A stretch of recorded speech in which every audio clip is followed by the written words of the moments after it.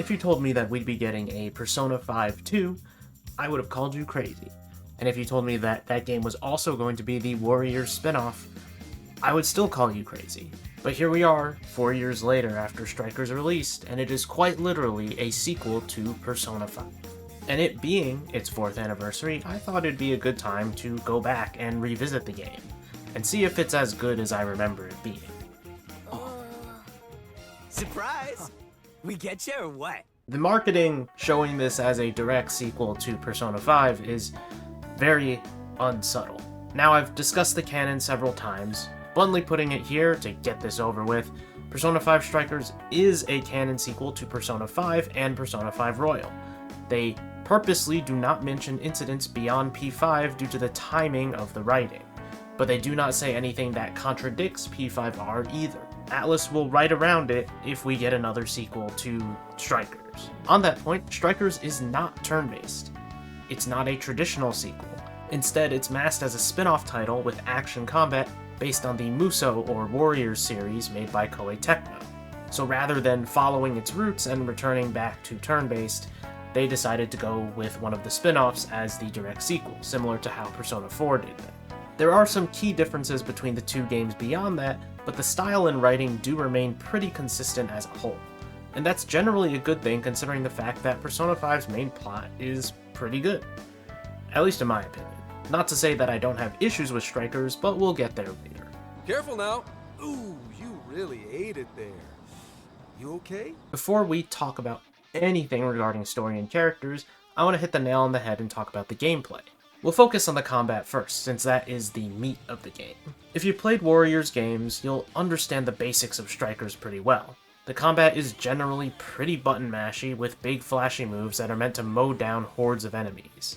The core difference here is how Persona 5 is integrated into this. Hitting weaknesses is very important to P5's combat, and thus here, even small mobs have weaknesses. That's mixed in with the Warriors' usual break gauges so that when you strike a weakness, you deplete the gauge a bit. Once fully depleted, you can... It's a very satisfying loop, but also keeps the encounters quick. And note that I said encounters here, the game divides combat into encounters unlike Warriors titles. The same way in P5 you would sneak up on enemies to ambush them and start a battle, is the same way combat works in this game too. On top of all of this, you also have the option to use your surroundings for attack. From swinging on lampposts to blowing up cars, there's a whole bunch of tactics to deploy. And it wouldn't be Persona if you couldn't cast skills using your Persona in the middle of combat. You'll still be managing your SP usage a lot as well. You can call your Persona and stop combat for a moment to choose a skill to use. It's a very simple system that has its own complexities because you can also cast set skills without using SP by deploying the right combos. And additionally, you won't just be playing as Joker. As you might have guessed, all the other Phantom Thieves are playable as well. Each of the thieves play differently, but since enemies have weaknesses, there's usually a good reason to switch up your team comp as you progress through the story. Obviously, you have Joker, our protagonist. He's the most versatile of the crew with his ability to use multiple personas. When he uses his special, he fires a free shot from his gun. He can follow up that shot with 3 additional ones, and then dash into his target for a quick attack. What makes Joker so unique is that depending on the persona you have equipped, he can change the skills that he uses, so he can function as a healer, a DPS, and a support. The rest of the party is a bit more straightforward. Morgana can turn himself into his bus form and run over enemies. He also has this dive bomb move that makes him useful for taking down wind-weak enemies without having to do a combo. Ryuji can give himself super armor and charge his special attacks for additional damage. He's pretty simple, but in my opinion, he's one of your strongest allies to use. Anna and Makoto can both imbue their basic attacks with fire and nuclear respectively. I'd say Anna's a little bit more useful though because her attacks are much more traditional. Integrating Johanna into Makoto's moveset is pretty cool, but it's kind of awkward to use sometimes. Yusuke benefits from well-timed counters and some button mashing. The more you mash, the more he attacks with his specials. Haru, on the other hand, likes it when you hold buttons. Holding a button lengthens the duration of her special moves, and her primary special lets her fire off her grenade launcher too. Each character also comes with a set of 4 mastery skills that they gain as you play them. These skills make them more unique and more interesting to play. And next we're going to do a little bit of spoilers here, so if you don't want that, skip to this timestamp. Sophia is our AI party member. She uses yo-yos and is all about timing.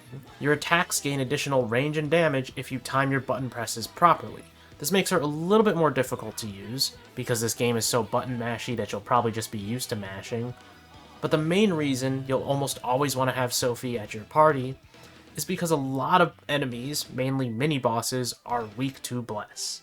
Our other new party member is Inspector Hasegawa himself, Zenkichi. Zenkichi wields a two-handed sword and 2 pistols. He also has an absurd learn set. He's an almighty damage dealer that sacrifices his own health for additional damage.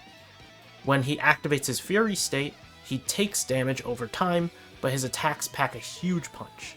And when you deactivate Fury, his specials heal when they connect. Both of these characters were shown very blatantly in the intro, but if you haven't figured out that Zenkichi would be a party member when he does awaken to his persona, that's kinda on you for not getting the context clues. I'm just kidding, but also it's a Persona spin-off game. But these two really add a lot to the roster, and it's very clear that the game is screaming use them at you because they make them so useful in the story. Holy shit, what have I done? The other component of Persona is the social sim aspect, a part which I think is pretty popular. Unfortunately, Strikers does dumb this down a lot. There are no social links and no actions you can actually take that pass time outside of pushing the story forward, which is also in part due to the game's structure. There is no pressure for you to finish a jail in one go. You can return from a jail whenever you want, and time does not pass. The game is much more like a standard JRPG that just happens to have a calendar system to show time is passing. Once you reach a specific point in each jail, time does pass. You're given small social events here and there in some cities, but ultimately the social sim aspect does kind of take a backseat in this game. And it sounds like I think that this is bad, but I really don't. When you're playing Persona for the first time, managing your SP can kind of be a nightmare, and action combat does really require a bit more attention and agency from the player as well. You can't really go in guns blazing, but you certainly can be more liberal with your SP usage, since it's kind of important, especially for the mini-boss encounters. Otherwise, the social sim overworld kind of just exists for minor character interactions, some side quests, buying items, and doing a little bit of cooking here and there. I guess it's not really the fully realized Persona overworld that some people might expect from something that's considered a sequel, but it's still a full overworld with multiple cities, and I'm impressed how much they really packed into here because the world still feels vibrant and alive, even if it is a little underutilized. I'm as fly as any one of you kids. At least say something. And what's become very core to Atlus as a studio is their fashionable UI design. It's kind of overstimulating, but it looks good and gives their games a unique flair. Given that this game was developed by a different company, it'd be no surprise if the UI was not nearly as stylish, but Koei Tecmo definitely put their work in.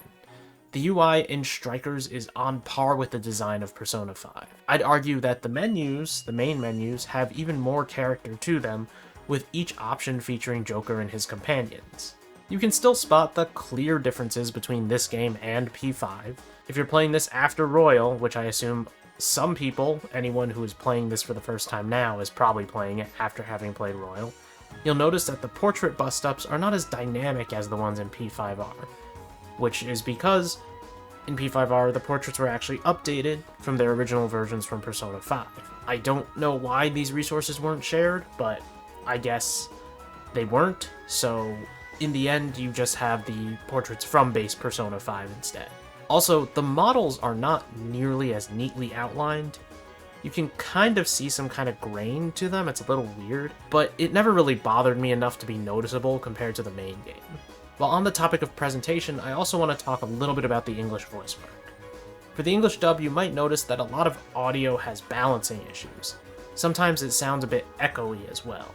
The reason for that is likely due to the fact that Striker's English dub was recorded out of studio, probably very close to the little gif that our friend 2020 left for us. But regardless of that, the voice work itself is still phenomenal, and all of the cast members are given a chance to shine. The game also features a metric ton of music, from remix tracks to brand new ones. Despite there being so many new tracks, it also never felt like I wasn't playing Persona 5. Each track fits into the game, and the remixed battle themes are a blast to listen to as well. Overall, the presentation of this game, I really don't have any major complaints. I can't fault anything within it. And anything I do find an issue with is more due to the circumstances of development and production, not the quality of the game itself. I've always said that the core of Persona 5 is its characters and its story. And while I do believe that Strikers tells a pretty good story, I want to talk a little bit more on that specifically. So, I mean, this is 4 years later review, so it's gonna contain spoilers on this point. If you don't want to hear that, you can skip to the final section. Otherwise, we're gonna talk about spoilers right now. The first 3 arcs of the game are good. I don't think they stand out a ton in the grand scheme of things, but they're mainly used to introduce you to the concept of jails, Emma, and Sophia. These 3 arcs also give the original cast of P5 a chance to shine again. An, Yusuke, and Haru get to step into the spotlight, which does address one of the core complaints about Persona 5. An and Yusuke get a chance to see someone else suffering in a similar light to them, while Haru gets a chance to reconnect with someone from her past. And I feel like they set up the rest of the game pretty well, because they're really introductory arcs. So the first half of the game or so is spending time introducing you to all these concepts and getting you used to a loop. Themes and ideas they play off of are strong, and they really do connect to the characters as well. Of course, they do still leave room to introduce 2 other new characters, which are Zenkichi and Ichinose. The remaining sections of the game after the first 3 arcs take their time to develop Sophia and Zenkichi as characters, with both of them finding themselves and eventually awakening to their personas. Sophia wants to be humanity's companion, and she learns more and more about humanity and emotions as you get further into the story. She becomes a better companion. But really the thing is that she actually becomes more and more human as the game progresses. Emma starts out as the perfect tool or companion for humanity, and slowly the cracks begin to show the flaws of its prime directive. In the end, Sophia is humanity's companion not just because she is a tool for people to use, but because she is human, or more human, just as human as anyone else. On the other hand, we have Zenkichi from Public Security, and despite being someone from quite a serious job, he never really seems to take himself all too seriously at all. Oh, come on. You totally saw it. That was legitimate self-defense. Oh, nice to... What? But when he begins to open up, you kind of see why, and you see that there are more layers to him than him just being kind of a goofball.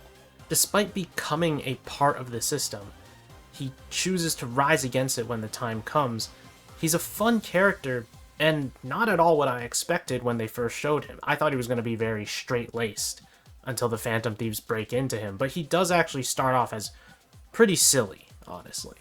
And then there is Ichinose.